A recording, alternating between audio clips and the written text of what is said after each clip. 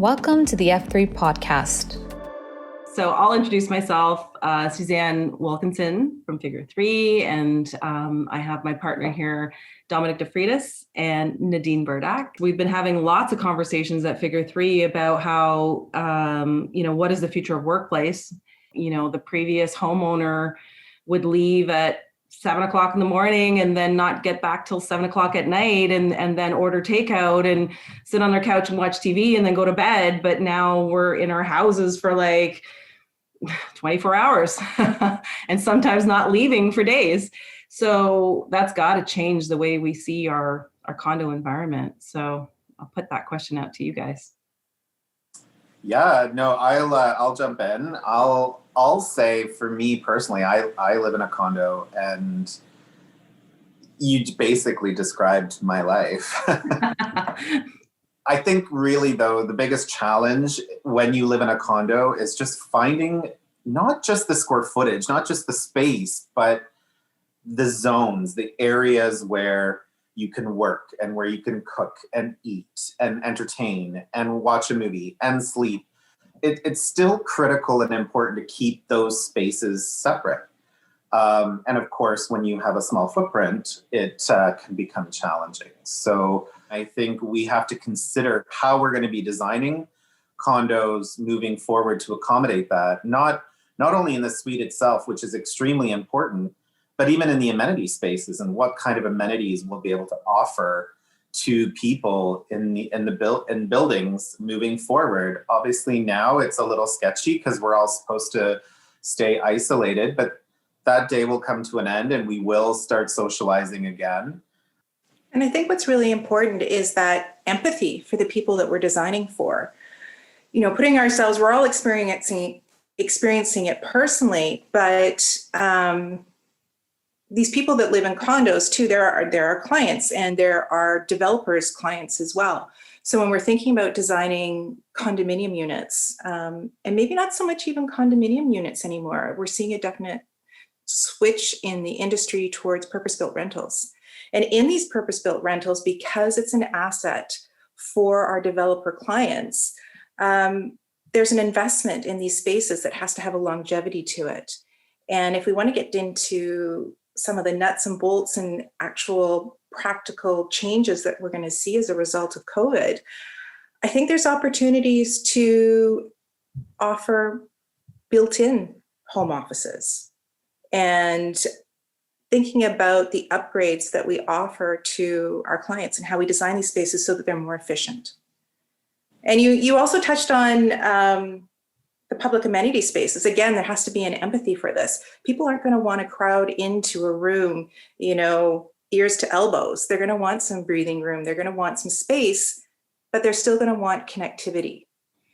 So let me ask a question, because we all heard in, the big center of Toronto and how there's this perception of mass exodus around out of the people's, condos and towers. And if that's true, what do the developers and the landlords need to do to draw these people back and make them feel safe in their environments and going through the lobbies and going up the elevators and eventually getting to the suite where their PTSD starts kicking in and go, oh my gosh, how many things did I touch?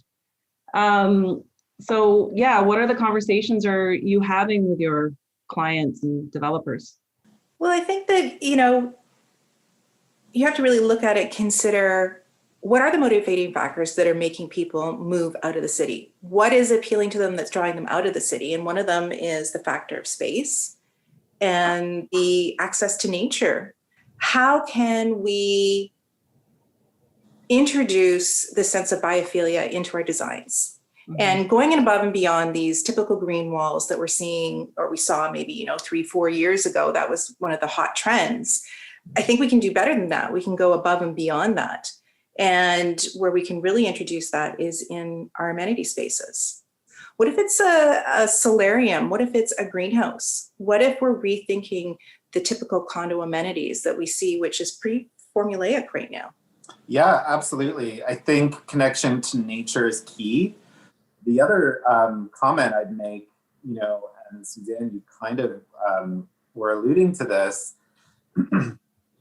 When we talk about people's panicked notions of how much they've touched and what has been the experience from entering the building till you get to your suite, again, I'm going to say technology will allow us to eliminate those touch points for people as they come in.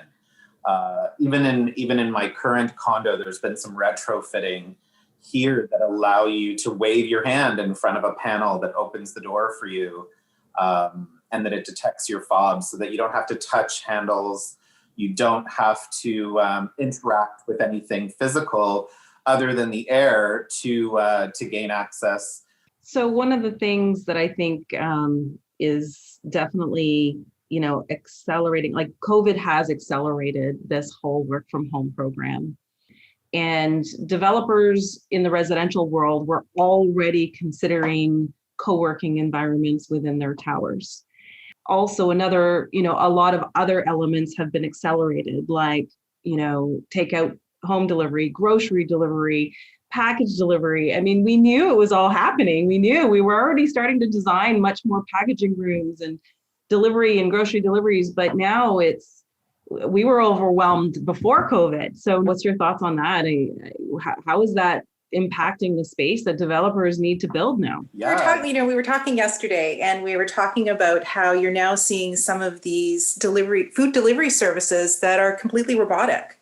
While right now it's convenient to have these robots come to your front door and buzz you, what if this is now a way of life? What if you've got a lineup of little robots outside your front door? Now, I'm joking, and this sounds funny, but let's extrapolate in the future and think about, okay, is there a separate, similar to a restaurant, is there a separate window or door access point for pickup and drop off to streamline and create a sense of flow and traffic through your built environment? Is this where we send all the Amazon delivery trucks? I think there's going to be a real shift in space allocation and how we think about space in a condominium building as a resource, and how do we allocate it? Mm-hmm. Absolutely. I mean, I can tell you that most of the condos I know are not equipped at all for the amount of packages that are coming, that they have to not only receive and store, but then they have to be able to notify the resident that they have these packages. That's really becoming a full-time job for most of these security/concierge people in these buildings. I definitely think the consideration needs to be there for what is the experience for actually picking up your package and disposing of packaging.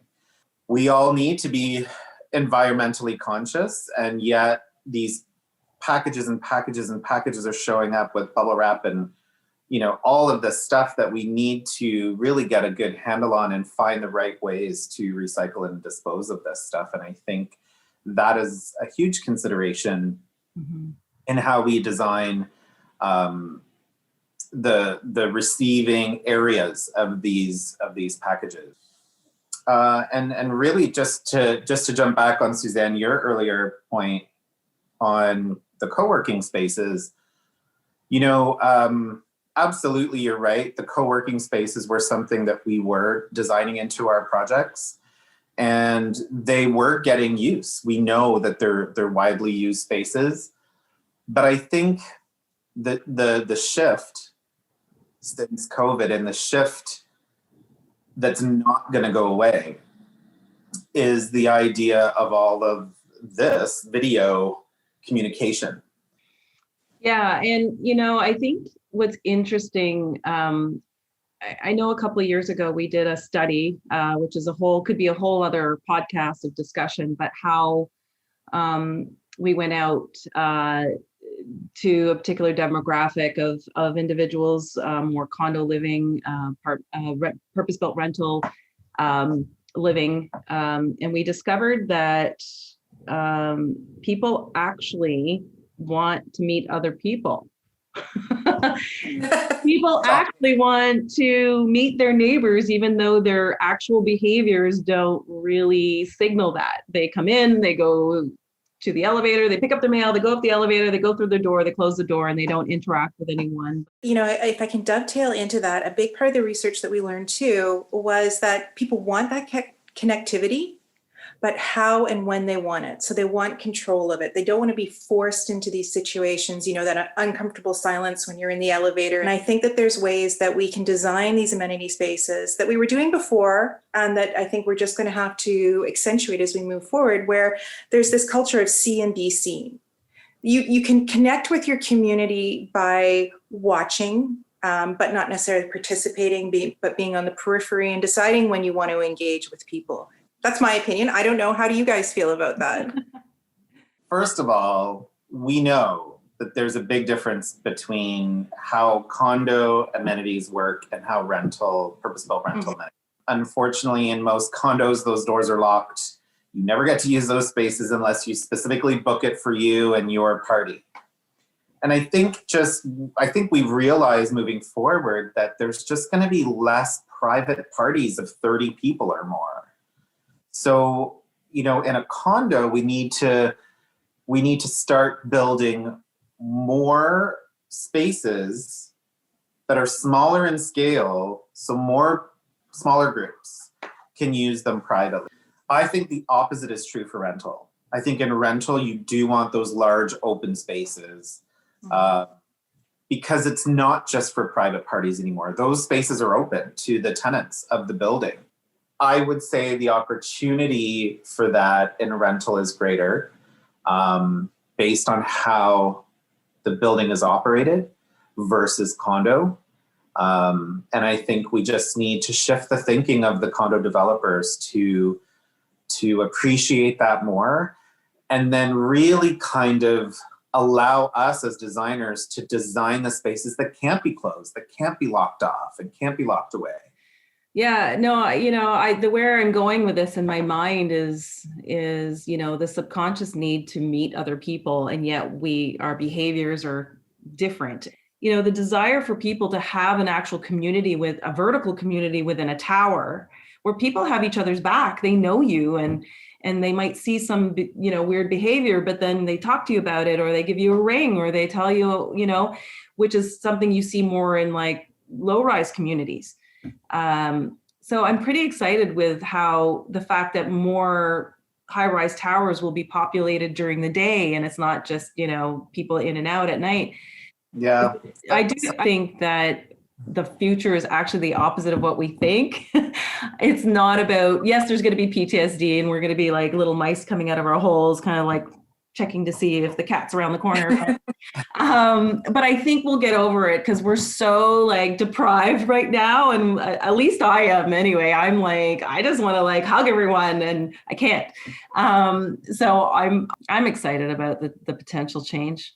Yeah, it's interesting because we have a lot of our developer clients are asking us on a regular basis, like, what are you guys doing to design the buildings differently for COVID? And I have to say often, it doesn't make sense to design it for COVID. It's what happens after COVID that we have to design for. And then no one has the answer. You know, we're not sitting here having this conversation saying we have the answer. As designers and having gone through this with everyone else in the world and knowing how we're going to feel coming out of this, we're definitely in a better position to know how to design for it. That's for sure. I love how it's breaking the mold. It's breaking the formula. There are no rules anymore, and we have the opportunity to have deeper conversations with our clients and really design spaces for people and the people who are living within those buildings. So it's fun. It's great. You know, it's exciting. And there's so much potential and opportunity to get it right. Absolutely. 100%. Thanks, Dominic. Thanks, Nadine, for this great conversation today.